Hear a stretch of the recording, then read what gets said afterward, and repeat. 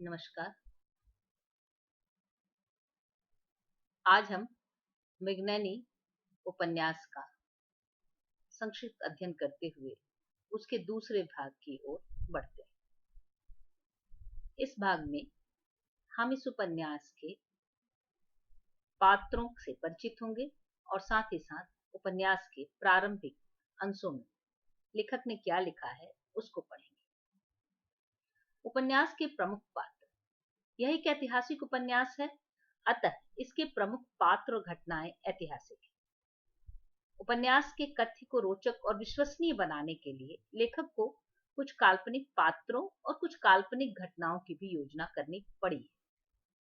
हम यहाँ इस उपन्यास के प्रमुख ऐतिहासिक पात्रों के साथ ही काल्पनिक पात्रों की भी चर्चा करेंगे, उनका नाम आपको बताएंगे। प्रमुख ऐतिहासिक पात्रों में मृगनयनी है, जो प्रमुख पात्र है। एक गुर्जर जाति की लड़की है जो राजा मान सिंह की पत्नी थी। दूसरे ऐतिहासिक पात्र राजा मान सिंह, इसके बाद सिकंदर लोदी, गियासुद्दीन खिलजी,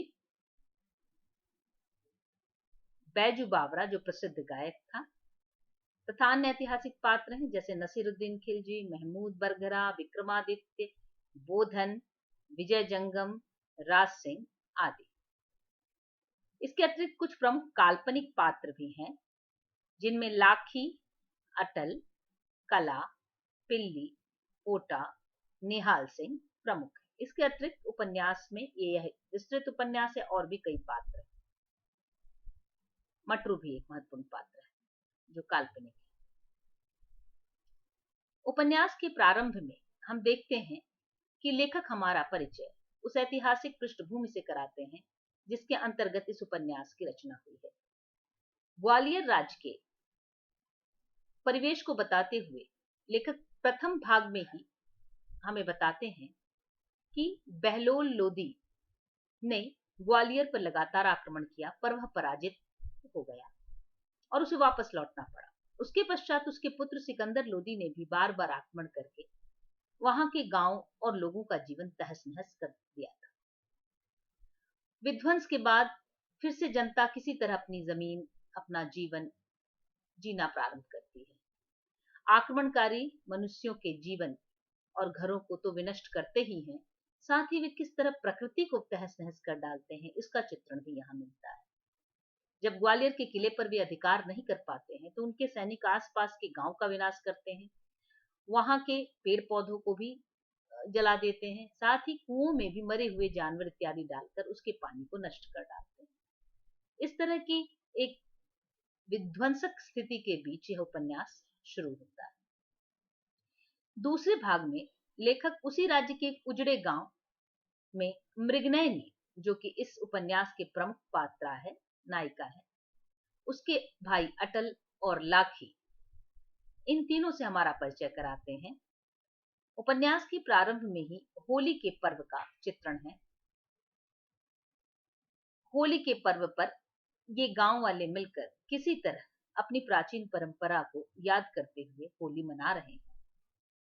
हम जानते हैं कि इन आक्रमणों में मृगनयनी के माता पिता और लाखी के पिता और भाई की मृत्यु हो गई थी। मृगनयनी जाति से गुर्जर है और लाखी अहिर जाति की। मृगनयनी को सभी निन्नी कहकर पुकारते हैं।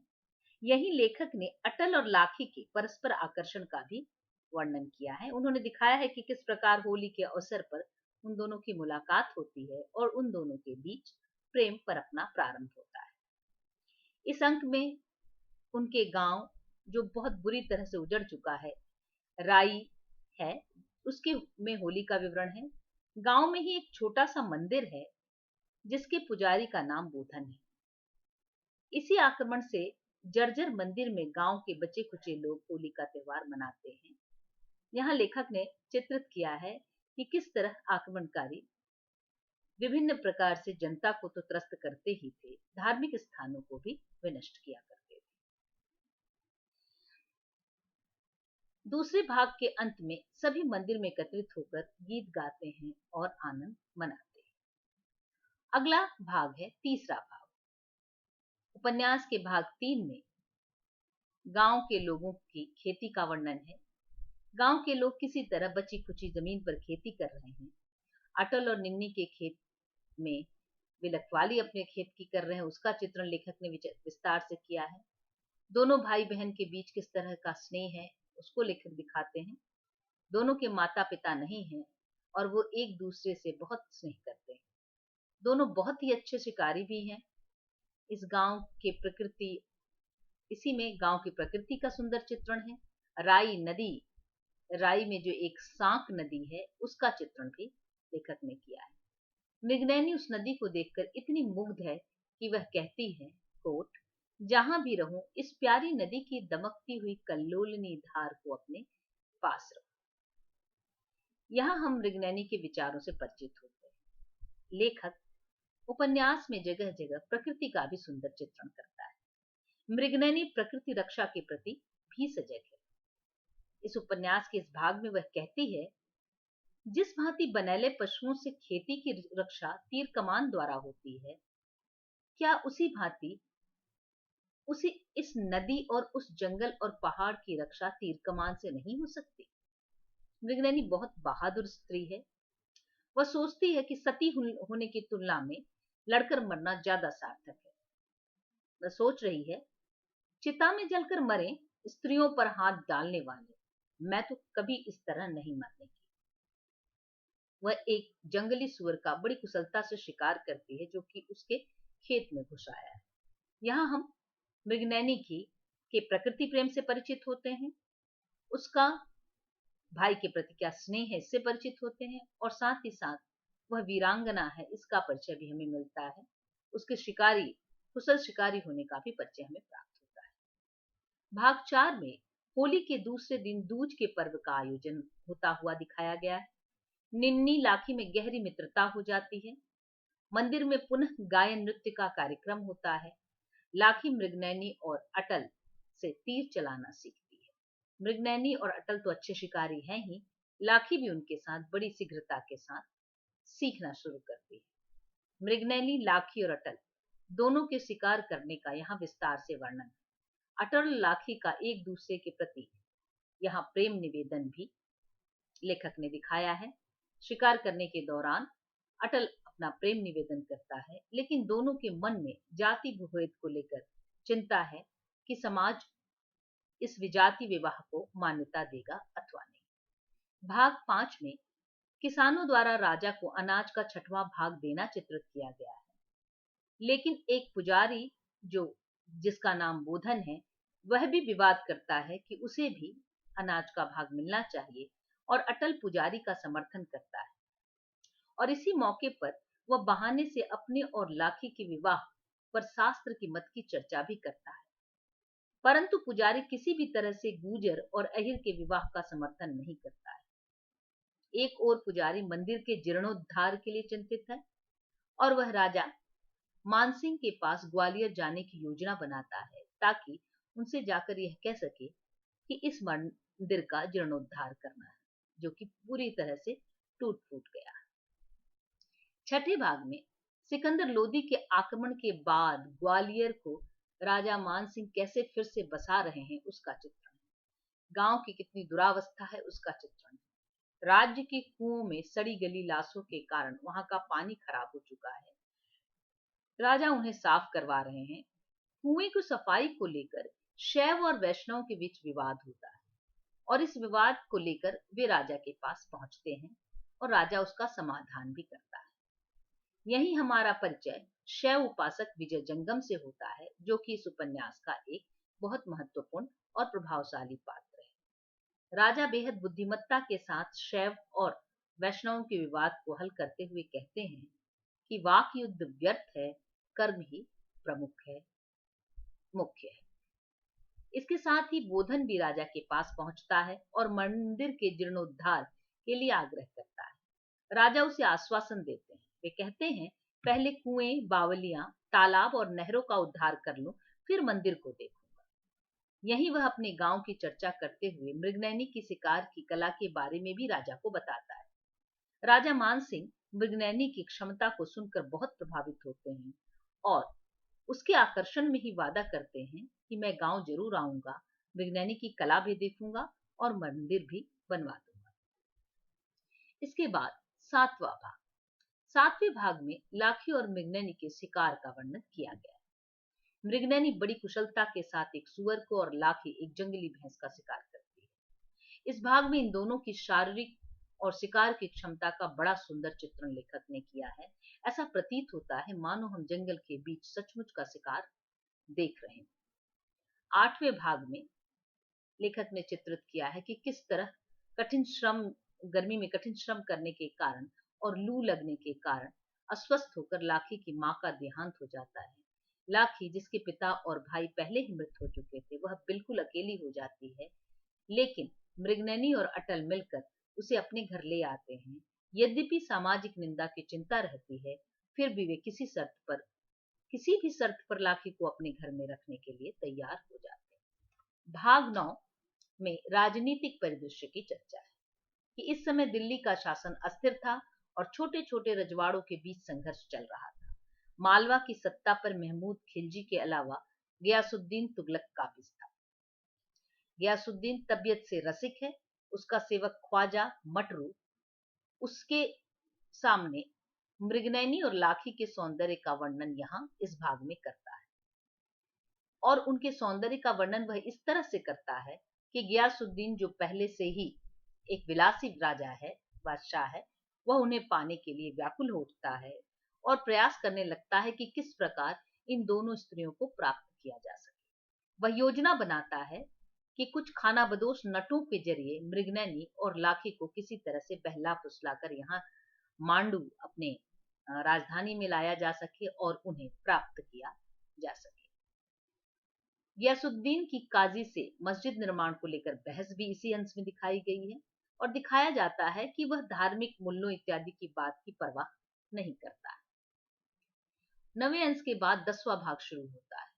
मालवा, मेवाड़ और गुजरात तक मृगनैनी अपनी सुंदरता और वीरता के कारण विख्यात हो गई है। गुजरात के सुल्तान महमूद बरगरा को भी मृगनैनी और लाठी के बारे में जानकारी मिलती है, तो वह भी उन्हें पाने के लिए बेताब होता है। लेखक ने यहाँ बरगरा का विस्तृत परिचय दिया है। भूमिका में भी उन्होंने महमूद बरगरा के विशाल काय शरीर और उनके खान पान का चित्रण किया है। साथ ही साथ उसके रहन सहन आदि का चित्रण लेखक करता है और यह दिखाने की कोशिश करता है कि वह एक बहुत बर्बर और क्रूर शासक है, जिसको युद्ध और हत्या में आनंद की प्राप्ति होती है। तो एक बहुत ही विलासी और हिंसक शासक के रूप में महमूद बरगरा का चित्रण।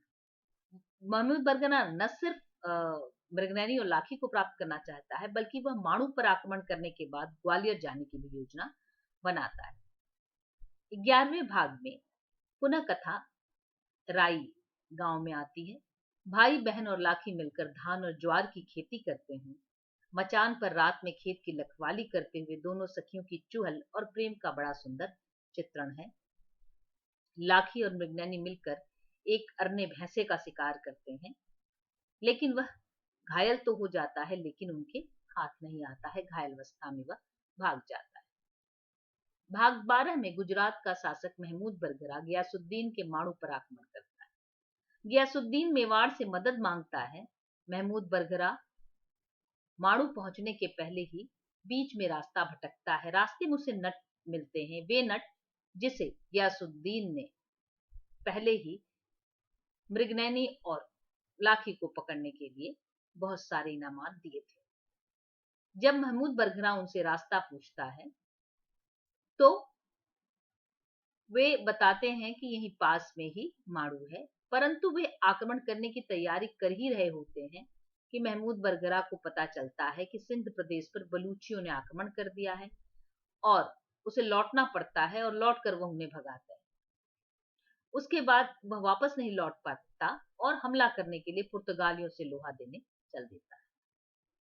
नटों को ख्वाजा मटरू धन का लालच देकर यह काम सौंपता है कि वह निन्नी या लाठी में से किसी को भी बहका कर माड़ू ले आए। यहाँ हम नटों से मिलते हैं, जिसका मुखिया पोटा है और जिसकी स्त्री मुखिया नायकिन है। साथ ही एक महत्वपूर्ण पात्र इसमें है जिसका नाम पिल्ली है। अगले भाग में ग्वालियर के फिर से बसने का चित्रण है। इस भाग में चंदेरी के किले और एक वहां रहने वाले निवासी राजा सिंह, राज सिंह का भी चित्रण है। राज सिंह के ही चंदेरी के दो पात्र और भी यहाँ आते हैं, गायक वैद्यनाथ और उर्फ बैजू और वर्ण शंकर कन्या कला। बैजू जो कि बाद में बैजू बावरा के नाम से प्रसिद्ध होता है, बहुत ही अच्छा कलाकार है और कला भी बहुत ही बेहतरीन कलाकार है। वह राज सिंह से प्रेम करती है। राज सिंह के यहाँ बैजू और कला के गायन के कार्यक्रम में उपस्थित एक चारण राज सिंह को उकसाता है कि उसे लड़कर नरवर के किले को जीत लेना चाहिए, क्योंकि वह कभी उसके पूर्वजों की संपत्ति थी। तो यहाँ हमें पता चलता है कि यह जो राज सिंह है वस्तुतः नरवर का राजा था, या नरवर का किला उसके पूर्वजों का था, जिसे ग्वालियर ने जीतकर अपने में मिला लिया था। इसलिए ग्वालियर के साथ और मानसिंह के साथ उसकी स्वाभाविक रूप से ही शत्रुता थी और वह अपनी शत्रुता को निकालने तथा नरवर के किले को प्राप्त करने के लिए ही बैजू और कला को ग्वालियर संगीत सभा में भेजता है, ताकि वहां जाकर वह जासूसी कर सके। 14 भाग में ग्वालियर में राजा मान सिंह और शैव विजय जंगम के बीच बातचीत का चित्रण है। वे एक साथ युद्धाभ्यास कर रहे हैं, तीरंदाजी का अभ्यास कर रहे हैं, साथ ही शासन और युद्ध नीति की चर्चा भी कर रहे हैं। मान सिंह यहीं पर बताता है कि वह शिकार खेलने के लिए राई जाना चाहते हैं। 15वें भाग में पुनः कथा राई में आती है। राई में फसल की कटाई हो गई है। लाखी और निन्नी कई चीजें खरीदने की योजना बना रहे हैं, वस्त्र, गहने इत्यादि, परंतु वे दोनों बहादुर स्त्रियां हैं और वे साज सज्जा की सामग्री को के तुलना में शिकार की सामग्री को खरीदना ज्यादा महत्वपूर्ण मानती हैं। इसलिए वे अपनी सारी इच्छाओं को दबाकर शिकार हेतु बर्छी खरीदने के लिए दोनों सखियां सहमत होती हैं। इसी भाग में वे दोनों शिकार करने जाती हैं और जब वे शिकार करने जाती हैं तो वे नट जो कि उसके गांव के बाहर आकर बस गए हैं, उनसे उनकी मुलाकात होती है। नट भी इन दोनों को पहचान लेते हैं और वे जान जाते हैं कि यही वो दो लड़कियां हैं जिनको फंसाकर हमें माड़ू ले जाना है। वे नट उनसे बहुत अच्छा व्यवहार करते हैं, उन्हें खेल दिखाते हैं, उन्हें खाने के लिए फल देते हैं। बदले में वे शिकार मारकर उनको दे देती है। नटनी दोनों में से किसी एक को फंसाने की जुगत लगाती है। निन्नी के भाई को भी फंसाने की योजना बनाती है, परंतु उन्हें अपेक्षित सफलता नहीं मिलती है। इसमें लेखक ने विस्तार से दिखाया है कि वो किस तरह से बहला फुसलाकर उन्हें इस गांव से बाहर ले जाने की कोशिश करती है। 16वें भाग में लाखी और निन्नी अपने घर जाती हैं और जिस तरह की कला उन्होंने नटों से देखी है, लाखी उसी कला को सीखना चाहती है और अपने घर में रस्सी बांधकर उस पर चलने के लिए का प्रयास करती है और उसे लगता है कि मैं इसे भी सीख सकती हूँ, कर सकती हूँ। दूसरे दिन भी वे दोनों बड़े ही प्रसन्नता के साथ नटों के डेरे पर जाती हैं। नट उनका खूब आवाभगत करते हैं तथा अपना खेल दिखाते हैं। लाखी उनसे रस्सी पर चलना सिखाने का आग्रह करती है। वे दोनों सखियों को राजसी कपड़े दिखाकर बहकाना चाहती हैं और उनका हाथ देखकर भविष्यवाणी करती हैं कि वे किसी राजघराने में ब्याही जाएंगी, परंतु इन दोनों पर इसका कोई असर नहीं पड़ता। वे शिकार खेलने चली जाती हैं, लेकिन आज उन्हें कोई शिकार नहीं मिलता। 17वें भाग में अटल का ग्वालियर से वापस लौटने का चित्रण है। लगभग 8 दिन बाद वह ग्वालियर से लौट कर आता है और इन दोनों स्त्रियों के लिए बर्छी, कपड़े और कुछ गहने भी लाता है। वहां तीरंदाजी की चर्चा करते हुए बैजू और कला की चर्चा करता है कि ग्वालियर में न सिर्फ युद्ध कला बल्कि संगीत कला और नृत्य कला की भी धूम है। निन्नी के लिए एक अच्छा रिश्ता भी वह वहां देख कर आता है, परंतु निन्नी विवाह करने से इनकार कर देती है। 18वें भाग में अटल, निन्नी और लाखी ये तीनों मिलकर सुबह नटों के डेरे में जाते हैं। उनका तमाशा अटल को भी बहुत अच्छा लगता है, वो भी बहुत प्रभावित होता है। पिल्ली पहले अपनी अदाओं से अटल को अपनी ओर आकर्षित करने का प्रयास करती है, नट अटल को लाखी और निन्नी को लेकर माड़ू जाने का आग्रह करता है। वे चाहते हैं कि किसी तरह से इन तीनों को हम लेकर चले, पर अटल राजा मानसिंह के आने की बात कहकर टाल देता है। वह कहता है कि राजा मानसिंह गांव में आने वाले हैं, इसलिए हम कहीं नहीं जा सकते। नटों को बड़ी निराशा होती है कि कोई भी इनके जाल में क्यों नहीं फंस रहा है। इधर उन्होंने माड़ू में अपना एक गुप्तचर एक भेज दिया था कि वह वहां से बहुत सारे गहने इत्यादि और कीमती तोहफे लेकर आए। तो माड़ी गया हुआ जो व्यक्ति है उसकी वे प्रतीक्षा कर रहे हैं ताकि राजा से वो कीमती तोहफे लाए, जिन्हें दिखाकर वे मृगनयनी और लाखी को बहका सके। 19वें भाग में